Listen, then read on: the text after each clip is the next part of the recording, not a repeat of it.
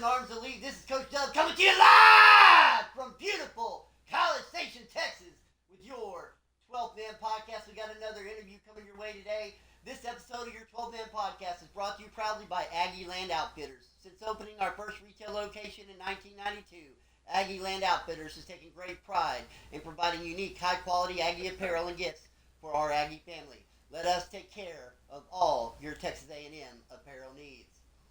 Today we got the USC coach with us. We're going to talk the USC Miami game, and we're going to talk some other stuff. How are you doing today, Coach? Pretty good. How you doing, man? I'm doing pretty good. It's a great Saturday for football and great Saturday for family. I want to talk to you before we get into the Miami game. Your time at Georgia Tech and the years that you were there and how you built the program. Walk us through the first couple of years that were hard, and then the last year when you made the playoffs, what that meant to you. Okay, when I first took over at Georgia Tech, of course, I was intimidated by Georgia as far as recruiting because all I heard about, Georgia being a recruiting, the cheat code or whatever. So when I got in, my mindset was, well, if I could beat Georgia, and then I can get all the recruits out of the state. Well, that didn't happen year one. Some kind of way I lost the P-Paw, and I took a hit on recruiting. So we came back the second year, and we lost the P-Paw again, and so we went into like a little hole. And so I got all my guys together, and I told them, we just gonna have to, play with what we got. So we made this magical playoff run. At first, I didn't think we would get in because right there the last week, when we lost the game to Clemson, it knocked us out of the conference championship. Then I lost to Miami, so I didn't think we was going to get in. And then when we got in, I thought that, I said, well, it's just going to be like a, one-hit wonder. We got to go to Oregon. There's no way we can win up there in Oregon with an inferior team. There's no way we can win up there. And early in the game, we got down 14-0, and my players were looking at me, with doubt in their eyes. And I was like, hey, man, we playing with house money. We ain't got nothing to lose. So just keep fighting, just keep grinding, And, we tied the game up with Oregon. And then I sensed in the locker room, I said, well, these guys, they really think they can win it, So we ended up pulling that game out. And, then it came to Penn State. And I was like, well, we're on neutral ground with them. We can, now we're in a little better shape. But it proved to be that, they were just a better team than us. We still played a good game, but they were just a better team than us. So all in all, I think I had a pretty good run at Georgia Tech. Hated to leave, but the whole while, my heart was out west. Yeah, it's hard to not follow your heart, and it looks like following your heart has worked out for you. Because you had number one Miami at home in week 0, and you pulled it out 28-23. The game, if you look at the stat line, everything is almost dead even. 17 first downs for Miami, 20 for you. 352 total offense for Miami, 355 for you. The only difference in this game was Miami did not run the ball as well as you, and that may have hurt them in the game. The third down conversions were almost even. What was it about that fourth quarter? I know you were up 28-9 going into the fourth. Tell us about Miami storming back and how that fourth quarter was for you and the resiliency to hold them off to win the game. Yeah. Well, Miami, what I noticed about him my years in Georgia Tech, if you make any kind of mistake against Miami, you're going to pay for it. Miami is never out of a game. And that's what I was telling my team, when we had that little lead. I'm like, okay, now I'm used to this team. I played them when I was in Georgia Tech. So, don't go to pat yourself on the back yet. We got to keep going. But what I noticed about him is he won't run the ball consistently. If Miami run the ball consistently, he probably will be unbeatable. But he get to passing. And if he, get a few big plays, I know that he'll pass like 10 or 15 times, probably in a row. So when I got him to passing, I said, well, okay, I got him now. If I can, get a little pressure on his quarterback and lay on him, I probably can get a pick or whatever. Well, I couldn't do that, but I was able to knock his starting quarterback out the game. And when he put that young kid in there, that kid was fast, but I knew that he wasn't clutch enough to pull it out. Yeah, that's what happened to me in my playoff game last year. I had a fast quarterback and I had another backup quarterback. I had two, and I put the younger one in, and it took me about one drive to figure out that he wasn't going to cut it, and he threw a pick six because he just didn't have the composure to play in that kind of game. So that actually plays, a lot of these guys don't realize that, but your composure level of your quarterbacks and their ability to play in a hostile environment really is. They turned up the heat on it this year, and you can really tell the difference when it comes to that in this year's game. Yeah, and that's what I was struggling with my quarterback at Georgia Tech. For some reason, when this guy get up on the center, he squat down like he a damn lineman or something, and that just bothered me because hell, it take him 2 seconds to stand up, and by that time people are right on him. I was like, dude, what is wrong with you? But I'm glad to be away from him. Not bashing him because I'm not there anymore, but I'm glad to be away from him. And people don't realize, and I told them they were sleeping on Georgia Tech when you were there, but you're a formidable opponent. Always. Great out. We played together before, and by far, one of the most well-rounded players that I played against in the league. And so just shout out to you for that, because you're not a one-trick pony like Florida. You know, Yeah, that Florida guy, man. I heard his podcast last night, man. The SEC, man, those guys are so full of themselves down there, man.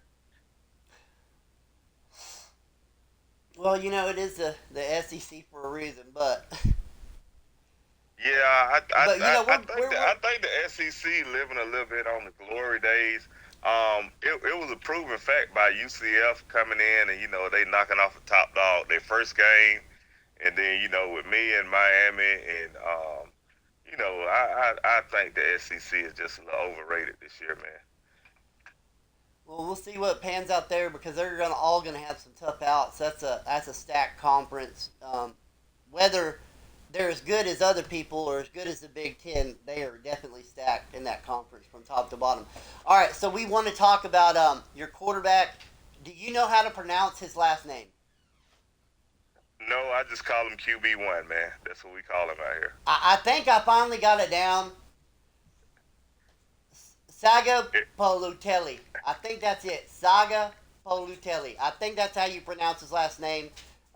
But every time I look at it when I'm trying to talk about him in one of my podcasts, I just there's no way I could try to pronounce that on the fly. Saga Polutelli. So maybe we'll just call him Jerron S. or Saga. or Telly. Maybe we'll call him Telly. I don't know, because that's just his name is so long. I don't know how they even came up with that or where he got that name from, but he must be from Hawaii, and all them quarterbacks from Hawaii are great. Yeah, yeah, we have quarterbacks waiting in line out here, man. But So, that kid, man, he is he's special, man. He's better than Mahava, and Caleb Williams and all those guys, man. The kid just never seemed to amaze me. I had to pull him in the FCS game because man, we was gonna put up like 100 points if I didn't pull him out the game. We was at like 40 something in the second quarter, so when I pulled him out the game, he was just on the sideline. He was still involved, jumping up, clapping, cheering the backup quarterback on. And, I was like, man, this kid is just special right here, man. okay, so for a minute, I want to talk. You got two decent running backs this year. You got a sophomore, Dewan Huntley, and then you've got Riley Wormley. Um, Wormley is the speedster. And Huntley's the bruiser. Like, are you using them as a 1-2 punch this season, or how is that working out for you? Yeah, I use him as a 1-2 punch, but I usually don't recruit well in running backs. It's more of my blocking scheme because everywhere I go, I'm gonna have a good running game. I had a good running game at Georgia Tech. I mean, I had a good running game at LSU in 25. So it's more of my blocking scheme. I think not taking nothing away from those guys, but we got a system. I mean, you plug anybody in at running back, and we're gonna roll. So the last thing I want to talk to you about is your wide receiving core. You've got two guys in the 90s, a guy that's about to break the 90s, and then you got a couple guys in the mid 80s. And when you look at that, three sophomores and a senior, and then you got another sophomore in McNabb waiting on the outside. How do you feel that you have the best receiving core in this year in this season? I think I might be in the top 5. The only issue I have with my receivers is they're short. Some of them are not even 6 feet. So I had to, throw underneath a lot because it's hard for them to get down the field, catch over taller cornerbacks. So that's why I had to run the ball a lot because those guys are short. I mean, I got it. The Pittsburgh guy, I don't know what he was doing in recruiting out here because USC keeps 6'4", 6'5" receivers and all of that. So I don't know what that guy was doing. Shout out to him. I love him, but he can't recruit at all. And the players you're talking about, Tyreek Duarte is 5'11", Jesse Watson is 5'9", Ronnie Singleton 5'7", Exactly. McNabb is 5'9". You get down to Tabita Chosen, he's 6 foot tall, and then you go Kinder 5'11", and then you got a 6'1" guy Nauta, and then they're down at the bottom. The younger guys, some of these younger guys are a little bit taller, and you're starting to. They're over 6 feet, but I see what you're talking about. You got a whole handful of guys that can play 3-on-3 in the half court that are all under 6 foot. Yeah. And when I took over, I went in and I checked the roster, and I had a fullback at 5'9", I think like 175 pounds, and I was like, dude, what are you doing here?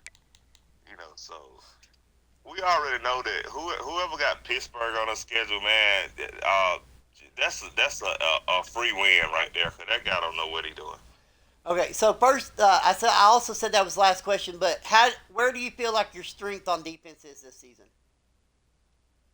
Um, my linebacking core. If he my linebacking core, we're gonna hurt your quarterback. Just so you know, we putting the nation on notice. We're gonna hurt your quarterback. If you run around like Florida do and try to wait the people break all routes and all that, your quarterback is gonna be taking an early exit. So just putting that out there for everybody. All right. There was something else I was gonna say, and then it just slipped my mind. Oh, that's right. Who do you feel could have a breakout season for you this season? It's still early right now. Like I said, I haven't played but one game. I don't count the FSC opponent. So right now, I think my quarterback. I think the Heisman is his to lose this year. I really do think that. The only thing that can hurt him is we get big leagues and had to pull him. But I think the Heisman is his to lose this year. All right, Coach. Best of luck to you on the rest of your season, and thanks for coming out and taking the time to be with us today. All right, man. Fight on. All right, folks. Y'all heard it here. Jaron Kiowe Sagapolutelli is the man for the Heisman race. You heard it here first on the 12 Man Podcast. And until next time, this is Coach Dub signing off.